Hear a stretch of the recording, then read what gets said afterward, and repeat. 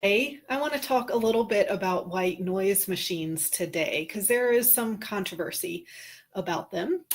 So I just want to dive into that and let you know why I still recommend them a lot of times. So if you may have read some articles over the years warning about white noise machines, and I feel like a lot of these are fear based a little bit. And if you keep reading, at the bottom pretty much the conclusion is that these white noise machines have the potential, they are capable of damaging your baby's hearing. So, sure, if you turn them up all the way and put them right next to your baby's head, over time they might damage your baby's hearing. But at a normal, reasonable level, at least a few feet away from your baby, they they are perfectly safe. And the criteria they're using to measure these white noise machines is on the amount of decibels. So most hospital NICUs and nurseries and things want a maximum noise level of 50 decibels. And that is about the same as a quiet street. So then when you get up to like 85 decibels, I mean, that is the sound of a jackhammer outside your window or a vacuum cleaner really close up.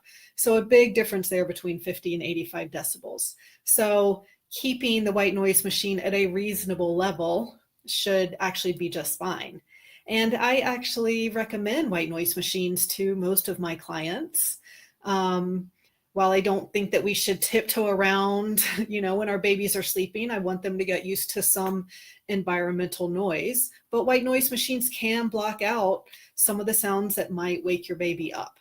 And especially for a newborn baby, a young baby, I mean, our wombs had a lot of, white noise when our babies were in there. And so that white noise is very comforting to newborns and new babies. So again, I think as long as you keep it at a reasonable level and keep them a few feet away, then it's going to be just fine for your baby.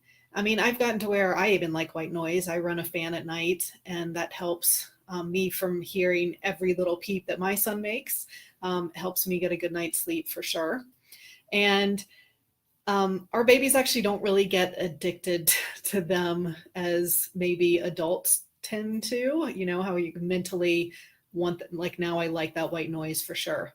But I remember my dad coming to visit when my son was 9 months old. And by then, we had sleep trained and we were using the white noise machine and kept everything dark.